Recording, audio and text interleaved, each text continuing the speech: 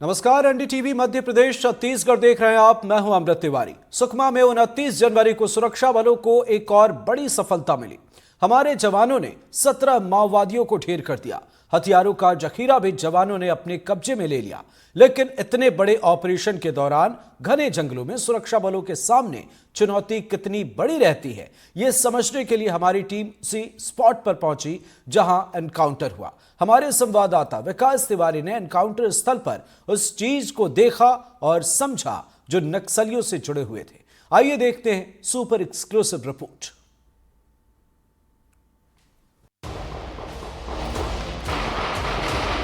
के 50 से ज्यादा नक्सलियों के जमावड़े की सूचना मिली थी, जिसके बाद सीआरपीएफ पुलिस ने उस इलाके को घेरने का प्रयास किया और इसमें बड़ी सफलता भी हाथ लगी है। ये अपने आप में एक बड़ी सफलता है कि लगभग 1.5 साल के भीतर में 300-350 नक्सलियों को मारा गया है। इसके अलावा 1200 से ज्यादा नक्सलियों को गिरफ्तार किया गया। और 29 मार्च को सुकमा जिले के जो केरलापाल थाना क्षेत्र के अंतर्गत जो बड़ी मुठभेड़ हुई, जिसमें 4 जवान घायल हुए और 17 माओवादी मारे गए, उस घटना की ग्राउंड रिपोर्टिंग करने पहुंचा हूं। जहां 17 नक्सल का हुआ काम तमाम। जिस जमीन पर माओवादियों की रीढ़ पर सुरक्षा बलों ने किया करारा प्रहार, एनडीटीवी की टीम वहां पहुंची, चप्पे चप्पे का मुआयना किया। फिर हमने जो देखा वो सबके लिए देखना जरूरी है। आप हैरान रह जाएंगे कि आखिर ये लड़ाई कैसी है, क्यों है, आखिर क्या हासिल करने के लिए है। सुकमा जिले के जो केरलापाल थाना क्षेत्र के अंतर्गत जो बड़ी मुठभेड़ हुई, जिसमें 4 जवान घायल हुए और 17 माओवादी मारे गए, उस घटना की ग्राउंड रिपोर्टिंग करने पहुंचा हूं। तो हम सबसे पहले दोरनापाल से मोटरसाइकिल से निकले मिसपा, और वहां से जब अंदर घुसे तो नीलावाया से फिर हम पहाड़ियों को पार करके, गोलगुंडा की पहाड़ियों को पार करके नेनगुड़ा गाँव पहुँचे।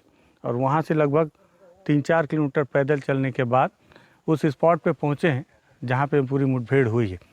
अभी तक मैं लगभग 2 घंटे से घूम रहा हूँ और जो समझ में आ रहा है कि मुठभेड़ काफ़ी बड़े स्थान पर हुआ है और जवानों ने इस पूरे इलाके को घेर रखा था। हालांकि किसी ने बहुत यहाँ पे स्पेसिफिक जानकारी देने वाला कोई बंदा तो है नहीं, लेकिन जो समझ में आ रहा है, दरअसल जब अंदरूनी इलाकों में मुठभेड़ होती है तो कैसे होती है, माओवादियों का डेरा किस तरह से वो लोग लगा के रखते हैं, ये थोड़ी सी समझ बढ़ी है बहुत दिन से काम करते करते। तो उसी आधार पर अंदाज में बहुत सारी चीज़ बता रहा हूँ। दरअसल माओवादी जब किसी इलाके में, अंदरूनी इलाकों में जब डेरा लगाते हैं तो वो देखते हैं कि आसपास पानी की व्यवस्था है कि नहीं। तो यहाँ पे देखिए, जहाँ पे मैं पहुँचा हूँ, तो यहाँ पर हालांकि कुछ ग्रामीणों ने हमको ये जगह दिखाया है।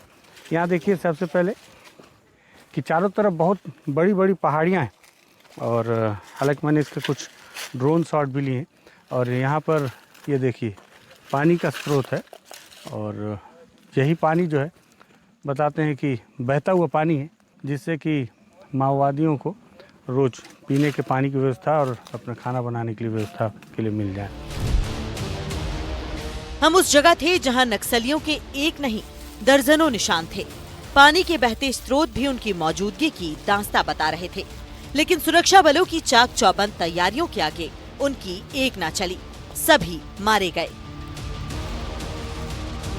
जब जवानों ने पूरे इलाके को रात में ही घेर लिया और उनको एकदम पिन पॉइंट सूचना थी कि इस इलाके में माओवादी हैं, जिसमें जगदीश जो मारा गया वो तो था ही, उसके अलावा जो भी माओवादियों के नाम आ रहे हैं, जैसे केरलापाल एरिया कमेटी के अंतर्गत संजू एक बड़ा नाम है, और कुछ लोग अलग अलग लोगों का नाम ले रहे हैं, लेकिन जो मारा गया वो तो स्पष्ट है कि वो माओवादी यहाँ था। तो जगदीश अपनी टीम के लोगों के साथ यहाँ पे था। ग्रामीणों से भी मैं बात कर रहा था, नेनगुड़ा गांव वालों से, तो उन्होंने बताया कि जो 17 मारे गए हैं उसमें कोई भी ग्रामीण नहीं है, सारे के सारे माओवादी ही थे, संगठन से संबंधित। अब देखिए यहाँ पर लाल मिर्च और जो भी खाने पीने का सामान है, और साथ ही साथ ये माओवादियों का एक पोस्टर यहाँ पे रखा पड़ा हुआ है। मुझे लगता है कि जब जवान मोर्चा लिए और ये सब खाने पीने का सामान लेके माओवादियों का जो डेरा रहा होगा, ये ऊपर में एक जगह पे मैं देखा हूँ, अभी आपको दिखाऊंगा, जहाँ पर सोलर प्लेट रखी पड़ी हुई है और गोलियों के निशान हैं, जूते वूते पड़े हुए हैं। मुझे लगता है वो माओवादियों का, क्योंकि वहाँ पे प्लेन इलाका था, थोड़ा ऊंचाई में भी है, और माओवादी हमेशा से ही अगर पहाड़ों में रहते हैं तो थोड़े से ऊंचाई पे रहते हैं, कि मान लो खुदा न खास्ता अगर फोर्स उन्हें घेरे तो फोर्स जब ऊपर चढ़ेगी तो उन पर अटैक करना माओवादियों के लिए आसान होगा। जो ऊपर रहेगा उसे इस बात का लाभ मिलता है मुठभेड़ों में। तो वहाँ पर जो भी जगदीश और उनकी टीम रही होगी वो यहाँ से लगभग इस पहाड़ी की ऊंचाई पर है और यहाँ पानी की व्यवस्था है। खाना वाना बनाने या अन्य काम के लिए दैनिक उपयोगी और जो नित्य कर्म है उसके लिए इसका उपयोग किया जाता रहा होगा माओवादियों के द्वारा। हम थोड़ा और आगे बढ़े। यहाँ भी हमने नक्सलियों के आखिरी वक्त के कई सबूत देखे, उनका बिखरा हुआ खाना देखा।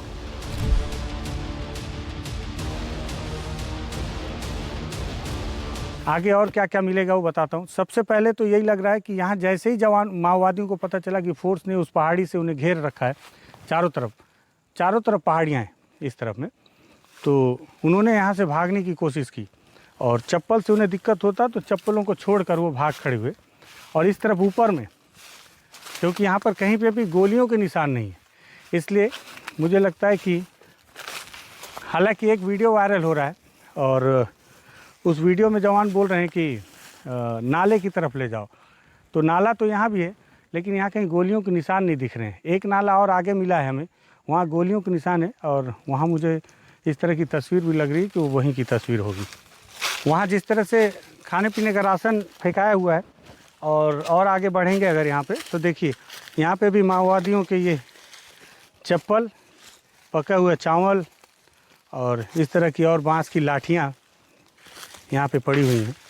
यहाँ पर और भी चप्पल हैं जो माओवादी जो है जब भाग रहे होंगे तो ये टूट गया होगा। अच्छा देखिए ये चप्पल किसी माओवादी के द्वारा भागने के दौरान टूट गया और इसे उसने यहाँ छोड़ दिया, क्योंकि इन पत्थरों पर चलना बहुत कठिन है तो भागना तो बहुत बड़ी बात है। और ऐसे चप्पल, अब आप सोचिए एक बड़ा सवाल कि इस तरह के चप्पल पहनकर और वो चावल और लाल मिर्च नमक से खा के इमली पानी के साथ खाकर ये माओवादी कौन सी लड़ाई लड़ रहे हैं। खतरे बहुत थे, लेकिन हमें अब तक सुरक्षा बलों के सामने कितनी चुनौती होती होगी ये समझाना था, लिहाजा हम आगे बढ़ते गए।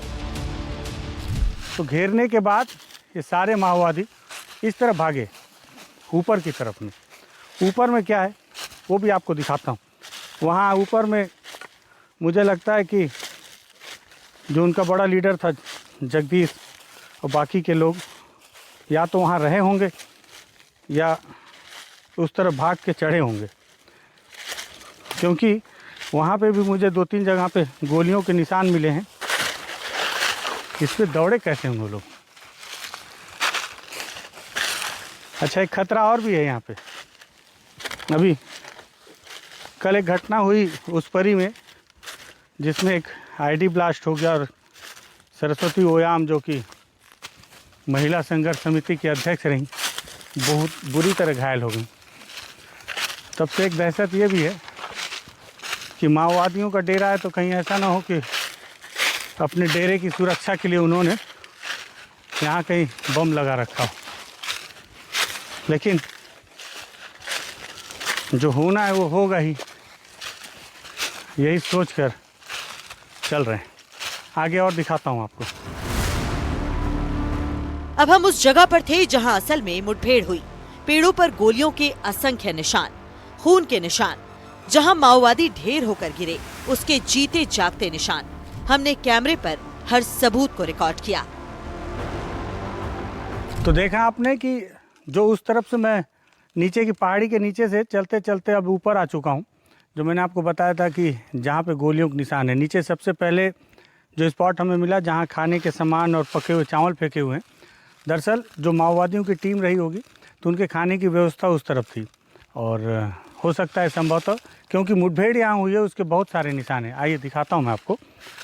यहाँ देखिए, यहाँ पे पेड़ों पर गोलियों के निशान हैं और ये देखिए यहाँ पे गोलियों के निशान हैं और साथ ही साथ ये जहाँ अलग अलग जो गोलियाँ अलग, ये ऑटोमेटिक राइफ़ल की ये सब खोखे हैं, कारतूस हैं, ये हमने यहाँ पर एकत्रित किए जब यहाँ ढूंढ रहे थे। हालांकि नीचे बहुत सारे पत्ते हैं इसलिए हमें इतने कारतूस मिले हैं। और यहाँ पर एक माओवादी मारा गया है, यहाँ पे भी खून का निशान है। अगर माओवादियों की टीम है तो उनके खाने के लिए खाना भी बनेगा। अब इससे एक बात और समझ में आती है कि खाना तो ऊपर बनता रहा होगा, और क्या नीचे थे बड़े लीडर या बड़े लीडर ऊपर थे, खाना यहाँ बनता था, जैसा भी हो। लेकिन ये देखिए सुनील, दिखाओ, ये सारी लकड़ियाँ जली हुई हैं और ये खाना पकाने के बाद जली हुई हैं। मतलब ऐसा नहीं है कि यहाँ के जंगल की ऐसी आग लग गया और जली हुई, ये सब जली हुई लकड़ियाँ हैं। और ये इतना दूर का इलाका बता रहा है कि यहाँ पर कहीं ना कहीं खाना बनाने के लिए भी आग लगाया जाता था। और साथ ही साथ उस तरफ में सोलर की प्लेट है, लेकिन जवानों ने यहाँ पे कितने गोलियां दागे, अधिकतर पेड़ों में देखिए यहाँ भी गोली के निशान है। फिर आप सोचते होंगे कि मैं बार बार बोलता हूँ, कई दर्शक बोलेंगे कि जब इतना ही खतरा है तो जाते क्यों। तो वही बात है कि अब ग्राउंड रिपोर्ट इस तरह से इसका नशा हो गया है। पता है कि हानिकारक है, लेकिन जाना ज़रूरी है। हानिकारक कैसे है देखिए, बहुत सारे दर्शकों ने चेताया कि भाई छुआ मत करो, तो छू नहीं रहा हूँ। ये पुलिस का UPGL का सेल है, अंडर बैरल ग्रेनेड लॉन्चर जो होता है उसका ये सेल है। और ये ख़तरनाक इसलिए है क्योंकि यहाँ पर धूप पड़ रहा है, कभी कभी जब ये गर्म हो जाएगा तो भी ये फट सकता है। और उधर नीचे भी कई जगह पर मुझे गोलियों के निशान मिले हैं। यहाँ पर बड़ी मुठभेड़, मुझे ऐसा लगता है जब उस तरफ से माओवादियों को दौड़ा कर लाया गया, जैसे जो ग्रामीण लोग हैं समझेंगे कि जब गांव में कभी अभी तो गिर जाता पत्थर पे पैर फिसल, जब गांव में किसी जानवर को पकड़ना होता है तो ग्रामीण उसको पहले चारों तरफ से घेर के बहुत बुरी तरह से दौड़ाते हैं। जब वो बहुत बुरी तरह से थक जाता है तब उसका शिकार करते हैं। मुझे भी यहाँ मैं 2 घंटे से 3 घंटे से लगभग पैदल चल रहा हूँ। ये समझ में आया कि माओवादियों के पिन पॉइंट सूचना पर पहले चारों तरफ से जवानों ने उन्हें घेरा, और घेरने के बाद जो है उन्हें खूब दौड़ाया चारों तरफ से। क्यों बोल रहा हूँ ये भी मैं आपको आखिरी में बताऊँगा। और दौड़ाने के बाद अलग अलग जगह पर मारा है। वहाँ 2 मारे गए, नीचे भी गोलियों के निशान हैं। यहाँ देखिए वहाँ खाना बनाने के निशान थे, नीचे अभी माओवादियों का ही कपड़ा है। साथ ही साथ यहाँ देखिए ये उनके टेंट का सामान है, माओवादियों का पॉलीथीन है। यहाँ इस तरह का चप्पल, ये पता नहीं किसका है, किसी महिला माओवादी का हो सकता है। सोलर प्लेट है जिस पर गोली लगी है, ये भी यहाँ पे पड़ा हुआ है। और भी सामान था, बहुत सारे सामान जवान अपने साथ ले जाते हैं। बहुत सारे सामान जो है वो माओवादी मुठभेड़ के बाद ग्रामीण आके उठा ले जाते हैं। ग्रामीणों ने दिखाया था। यहाँ चलना वाकई में लगता है बिना गिरे आज लौटूंगा नहीं मैं, क्योंकि अपने पैर में बांस फंस जा रहा है। और कुछ मिला क्या? वहाँ है ना। गांव वाले क्या है, बहुत ज़्यादा बारीकी से देखते हैं। जितने भी कारतूस अभी मैंने आपको दिखाए वो गांव वालों ने दिखाया। वहाँ पे मुझे किसी माओवादी के सिर के हड्डी का टुकड़ा दिखाया गांव वालों ने। सिर के हड्डी का टुकड़ा है, उसमें बाल भी लगा हुआ है। और ये नीरज भाई किसी DRG जवान से बात कर रहे थे तो उन्होंने बताया कि जब उधर से घेर के माओवादियों को लाया गया, वहाँ कुछ माओवादी मारे गए तो माओवादी फिर इधर भागने लगे। लेकिन हम जो है आप समझिए उस तरफ से आ रहे हैं, ठीक है, उस तरफ नीचे की तरफ से आ रहे हैं। वहाँ से जब माओवादी दौड़ते ऊपर चढ़े पहाड़ी में, और जब यहाँ भी मारे जाने लगे तो उन्हें लगा कि अब इस तरफ छुप जाना चाहिए। तो देखिए यहाँ उतरते समय भी उनके जूते फेंकाए। जूते तो किसी पुरुष माओवादी के हैं, और वहाँ नीचे भी उधर गोलियों के निशान है। ये देखिए यहाँ पे भी जूते मुझे जो है वो किसी हो सकता है माओवादी के हों, ये फेंकाया हुआ है। जैसा कि हमारे साथी विकास ने कहा, ऐसी रिपोर्ट के खतरे मामूली नहीं होते, लेकिन हमें करना होता है, क्योंकि हमें जानना चाहिए कि किन हालात में हमारे सुरक्षा बल काम करते हैं, कितनी चुनौतियों का सामना करना पड़ता है, तब जाकर उन्हें अपने मिशन में कामयाबी मिलती है। साथ ही हम नक्सलियों के उन जिंदा साथियों को भी ऐसे रिपोर्ट दिखाकर ये समझाना चाहते हैं कि खून खराबे की राह ठीक नहीं, अंजाम सामने है, विकल्प मौजूद है, सरकार आपके पुनर्वास के लिए तैयार है, जरूरत है सही राह पर आने की, सोच बदलने की। एनडीटीवी के लिए विकास तिवारी की रिपोर्ट। 17 नक्सली ढेर, 50 नक्सलियों ने सरेंडर किया। सुरक्षा बलों के एक्शन से नक्सलियों में दहशत है, डर का माहौल है। लेकिन अब एनडीटीवी आपको नक्सलियों के उस ठिकाने की तस्वीर दिखाने जा रहा है जिसे उन्होंने अपनी पनाहगाह बनाया था। टीवी पर पहली बार एनडीटीवी आपको नक्सलियों के उस मान में लेकर जा रहा है जहां से वे जवानों को निशाना बनाते थे, रणनीति बनाते थे। देखिए रिपोर्ट।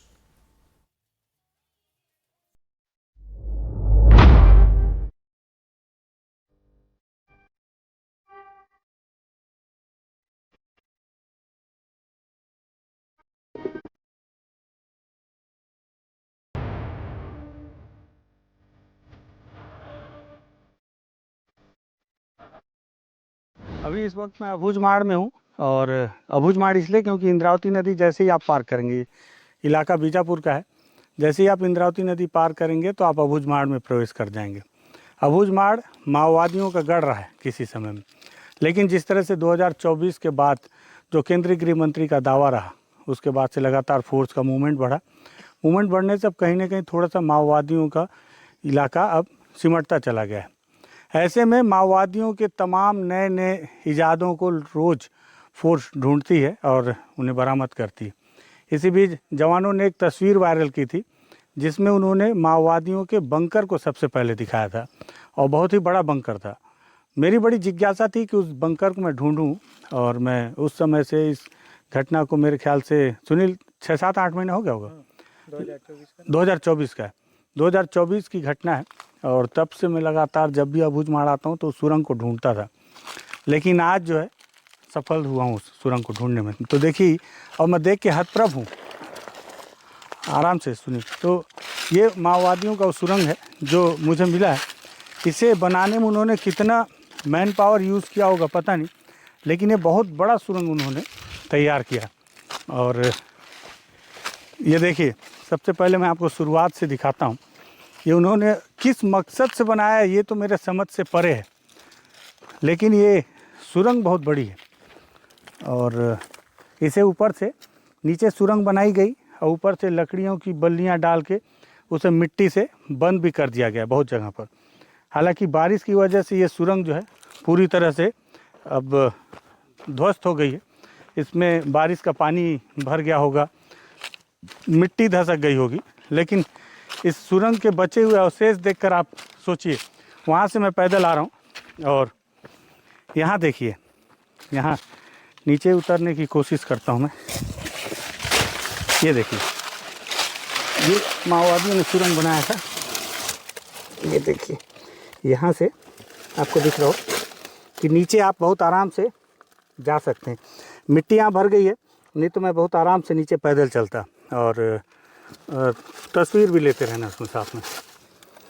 तो ये देखिए, ये माओवादियों की वो सुरंग जिसे जवानों ने ढूंढ निकाला था, और बहुत ही जद्दोजहद के साथ। और हालांकि ये सुरंग अब बारिश की वजह से ध्वस्त हो गई है, नहीं तो, लेकिन इसे क्यों बनाया उन्होंने और क्या इसके पीछे उनका मकसद था ये तो समझ से परे है। किसी समर्पित माओवादी से अगर पूछा जाएगा जो इस इलाके में सक्रिय था, तो वही इस बात में पूरी जानकारी दे पाएगा कि ये सुरंग आखिर बनाई कैसे गई होगी और क्यों बनाई गई, इसके पीछे कारण क्या है। अब सुरंग की आप लंबाई देखिए, वहाँ से शुरू हुई है और वहाँ से अब देखिए मैं इसके साथ साथ चल रहा हूँ और अलग अलग जगह पे ये इस तरह से अब यहाँ पे ऊपर में लकड़ी के बल्ली डालकर मिट्टियाँ पाट दी गई हैं ताकि ये बाहर से आपको समझ में ना आए, और अंदर इस तरह से सुरंग है। लेकिन इसका मकसद मेरे समझ से परे हो सकता है, क्योंकि अगर ये सुरंग बारिश के समय में मिट्टी इसमें भर गई तो मतलब ये बहुत सुरक्षित तो नहीं थी, लेकिन एक प्रयोग तो उनका था। अच्छा, एक ख़ास बात और बता रहा हूँ, ज़रूरी नहीं है कि छिपने के लिए, अपने डंप को सुरक्षित रखने के लिए भी उन्होंने इस तरह के सुरंग का तैयार किया गया होगा उनके द्वारा, ये भी हो सकता है। ये देखिए वहाँ तक है, खेत से शुरू किया गया है जंगल के अंदर, और यहाँ भी आप उसी तरह से स्थिति है। और ये जो दिख रहा है ऊपर से, लेकिन नीचे उतर के देखता हूँ मैं थोड़ा। ये देखिए बारिश के पानी से बचने के लिए यहाँ पे पॉलीथीन का भी उपयोग किया गया था ऊपर से पैक करने के लिए। और अंदर सुनील दिखाओ तो, अंदर देखिए ये अंदर इस तरह से ये बनाया गया है। ये और ये मिट्टी का कटाव जो बता रहा है कि इसमें बारिश की वजह से पानी भर गया है, मिट्टी भर गई है, नहीं तो और भी ज़्यादा गहरा था। और इसी तरह से सुकमा ज़िले में एक बरामद की गई थी सुरंग, जिसके अंदर में हथियारों का कारखाना बरामद किया गया था। आगे उधर चलते हैं। देखिए जब ये सुरंग बनाई गई तो इसकी मिट्टियाँ यहीं निकाल के बगल में डंप कर दी गई। इसे जवानों ने बरामद किया था, तस्वीर वायरल हुई थी, तब जाके इसकी जानकारी सामने आई। आप देखिए ये लगातार ये सुरंग है और जगह जगह पर ये ऊपर बराबर मिट्टी है और जगह जगह पर मोटी मोटी बल्लियाँ लगाकर उसे ऊपर से मिट्टी डाल दिया गया है। हालांकि सुनील इधर से मत आना, क्योंकि ये सुरंग के ऊपर का रास्ता है, ऐसा ना हो कि यहाँ से मिट्टी धसक जाए। बस्तरिया भाषा भसक जाए, हिंदी में धसक जाए बोलते हैं। तो ये देखिए यहाँ से ये सुरंग जा रही है यहाँ आगे तक, बहुत आगे। ये देखिए यहाँ से आप समझिए, देख रहे हैं कितनी चौड़ी सुरंग है। यहाँ पे कम वो है मिट्टी। यहाँ पे मैं नीचे उतर के आपको दिखाता हूँ। उम्र ज़्यादा हो गई है तो मैं चढ़ नहीं पाऊँगा। अरे भाई जोश देखो, दिखाओ सुनील, तस्वीर भी ले लो। तो ये जो है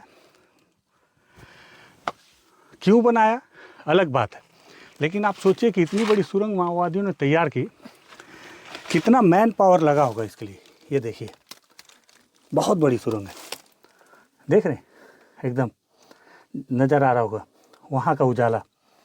बहुत बड़ी सुरंग है ये, ठीक है। और इसे तैयार किया है माओवादियों ने बहुत खूबसूरत तरीके से। या हो सकता है कि जो भी करते, लेकिन ये है कि माओवादियों का ये बहुत शानदार सुरंग है। बहुत दिन से इसे तलाश रहा था, आज मेरी तलाश पूरी हुई है, लेकिन इसकी लंबाई ख़त्म नहीं हो रही है। देख रहे हैं, मतलब वहाँ से और आगे है और अंदर मिट्टी भर गई है। नहीं तो मैं आपको दिखाता कि सुरंग यहाँ से आके इस तरफ टर्न हुई है। ये देखिए, है ना, अंदर मिट्टी भर जाने की वजह से पता नहीं चल पाया कि सुरंग का अंदर का स्ट्रक्चर कैसा है। लेकिन इस तरफ में वो सुरंग वहाँ से आई, ऐसे टर्न हुई, इधर भी मिट्टी बाहर इकट्ठी की गई है, जो इस बात के गवाह हैं कि सुरंग वहाँ भी खोदी गई है। ये देखिए, हालांकि ऐसे जगहों पर इतनी लापरवाही से पैदल चलना ठीक नहीं है, क्योंकि माओवादी अपने किसी भी स्थान पर जो ऐसा पनाहगार तैयार करते हैं और उन्हें थोड़ा सा भी अगर इस बात की भनक हो कि उस इलाके में फोर्स आ सकती है, तो उनके द्वारा वहाँ आसपास सुरक्षागत कारणों से आईडी बम और स्पाइक होल लगाया जाता है। ये देखिए, सुरंग इस रास्ते से गई है। मुझे लगता है 200-300 मीटर से ज़्यादा आ गए हम हैं। ये देखिए, ये बता रहा है कि सुरंग उधर आगे गई है सुरंग, इस तरह से।